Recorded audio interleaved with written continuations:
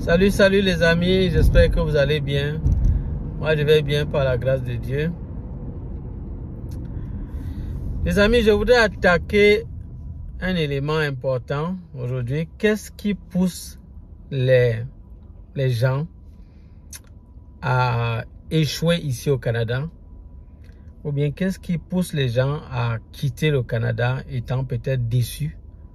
Parce que vous savez, l'une des raisons qui pousse aussi plusieurs personnes à se dire que le Canada, vraiment, c'est pas bien. C'est à cause des échecs que les gens ont eus dans ce pays. Quand les gens, par exemple, rentrent, n'étant peut-être pas satisfaits, ils commencent à se plaindre. Ils vont commencer à mal parler de ce pays et dire que franchement, ça vaut pas la peine. Donc, il faut qu'on essaye de voir quelles sont les causes d'échec. Donc, moi, je vous citerai la première cause. La première cause, c'est la mauvaise gestion financière. Les amis, la plupart du temps, quand vous allez aller dans des marchés ou des supermarchés ici, eux, ils vont vous proposer les cartes de crédit. C'est monnaie courante. Pour quelqu'un qui est au Canada, il comprend très bien de quoi je parle. Il dit même que lorsque vous entrez, vous achetez même un stylo. Tournez à gauche. Vous achetez juste un stylo. On vous demande, est-ce que vous avez la carte de crédit? Notre carte. Oh, ils ont déjà leur carte. Chaque structure a sa carte. Vous allez à Walmart. Ils vous demandent, est-ce que vous avez la carte Walmart? Vous allez à Best Buy. Est-ce que vous avez la carte Best Buy? Donc, ça, c'est sans publicité. Donc, dans toutes ces structures, ils vont vous demander, est-ce que vous avez la carte de crédit? Maintenant, quand ils vous proposent ces cartes de crédit, parfois, les nouvelles personnes arrivées ici au Canada et qui ne comprennent pas très bien le système financier ici au Canada, ils tombent dans des pièges. C'est-à-dire, ils prennent toutes les cartes de crédit là, dans chaque supermarché où ils entrent, puisqu'ils ont toutes de très bonnes raisons de vous pousser à prendre ces cartes. Je ne dis pas qu'il ne faut pas prendre ces cartes. Vous pouvez utiliser ça que dans des moments, si vous êtes dans une position où c'est nécessaire. Donc, et il faut savoir se maîtriser. Mais beaucoup prennent ces cartes-là et désormais, ils l'utilisent à tout moment comme ils le veulent. Et au moment où vous utilisez, supposons que vous avez fait des achats peut-être de 200, 300 $. Jamais ils peuvent vous laisser un petit temps avant de réclamer cet argent. Et même quand le délai va arriver, imaginons vous avez fait l'achat et c'est peut-être après 2 semaines, ils vont vous dire, vous devez tel montant. Mais si vous payez juste peut-être sur 200 $ d'achat que vous avez fait, ils vont vous dire si vous payez même 5 $, c'est suffisant. Donc ils te disent que c'est, du moins tu n'as pas encore de soucis quoi. Même 20 $, ça peut aller. Tournez à droite pour rejoindre boulevard de la Cité. Laissez-moi vous dire les amis que c'est un piège. C'est un piège parce que lorsqu'on vous dit que vous n'avez pas besoin de vous casser pour rembourser peut-être votre montant même réel, rembourser juste tel montant, ça suffit pour le moment. C'est pour vous amener jusqu'au bout.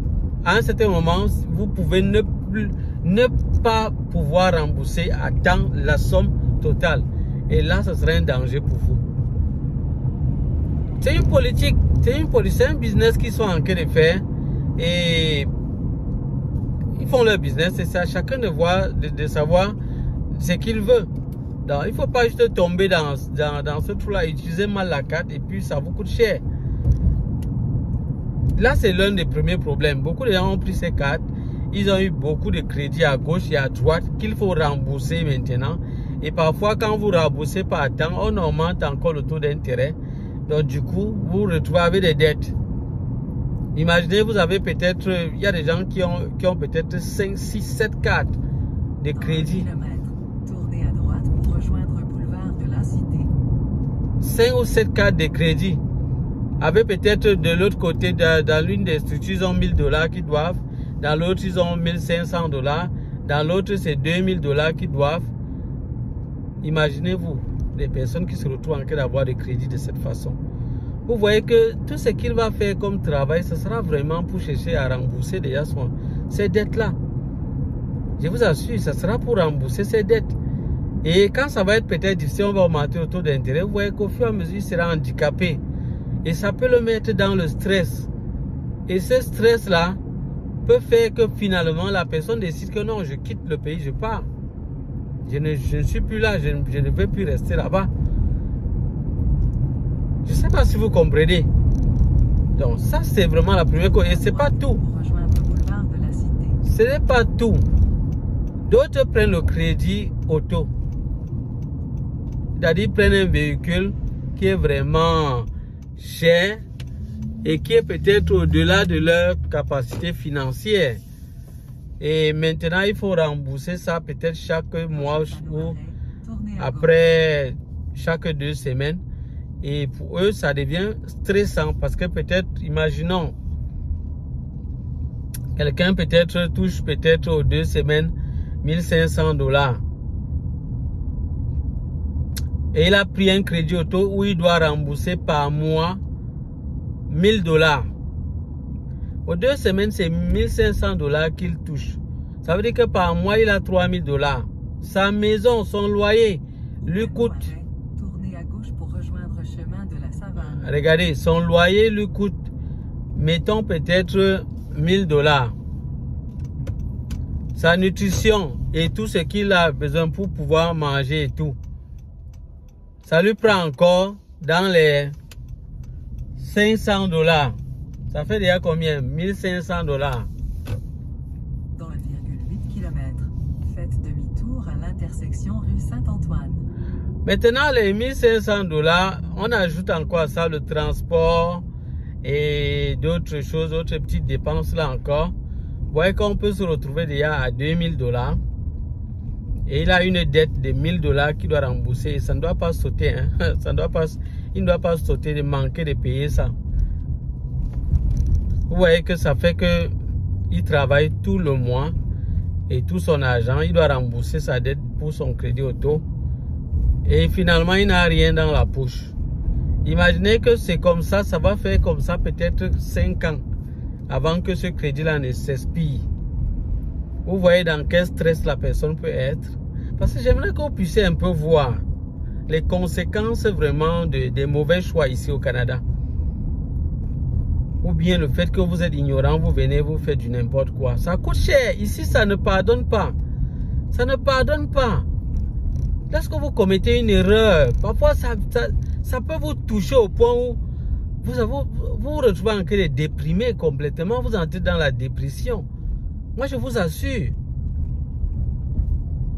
Et à un certain moment, les gens sont obligés de quitter, partir, parce que là, il a passé peut-être 4 années de stress.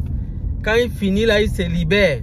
Mais mon ami, la seule idée qu'il aura dans la tête, c'est vraiment, il faut que je quitte d'ici, je pars. Je ne souffrais pas de cette manière. Puisque lui, il vit maintenant chaque mois et il n'a rien.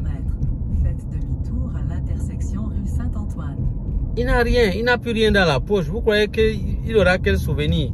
C'est vrai que c'est lui qui est la cause, mais je vous dis que c'est l'une des raisons. Quand les gens tombent dans ce genre de pièces, vous voyez, ça coûte cher. Ça coûte cher. Ça coûte cher, les amis. Donc vraiment, moi je vous dis, vraiment faites attention. En venant ici, prenez en compte tout ce qu'on est en train de dire là. Prenez en compte tous ces aspects.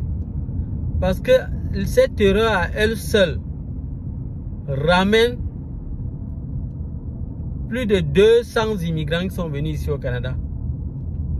Ça ramène une bonne partie d'immigrants. Cette erreur-là. L'erreur au niveau de la gestion financière. La gestion financière. Ça a touché les gens ici au Canada. Et ça continue de toucher. Et comment faire pour ne pas tomber dans ce piège? Parce que même quand il dit l'erreur financière, je vais parler du crédit, mais c'est pas tout. C'est pas tout. L'autre problème également, c'est le fait de vivre au-delà de ses moyens financiers. Passez ce feu, puis utilisez la voie de gauche pour faire demi-tour à l'intersection rue Saint-Antoine. Vivre au-delà de ses moyens financiers, là également, c'est un autre problème. C'est un autre problème. Certains arrivent ici, ils dépensent. Maintenant, au moment où il a vraiment besoin d'argent, il se rend compte qu'il n'en a pas. Parce que les choses sont chères ici. Les choses sont chères. Donc, tu peux prendre tes 10 millions au pays comme ça. Tu as tes 10 millions de francs. Tu arrives ici au Canada, en une semaine, tu as fini ça. En achetant des petites choses, hein. En une semaine, tu as déjà fini ton argent. Je dis rapidement comme ça. Donc, c'est ça, les amis. Donc, voilà l'élément. Je vais m'arrêter là. Dans une prochaine vidéo, je vais vous donner d'autres aspects ou d'autres raisons qui poussent les gens à échouer ici au Canada. À bientôt, les amis.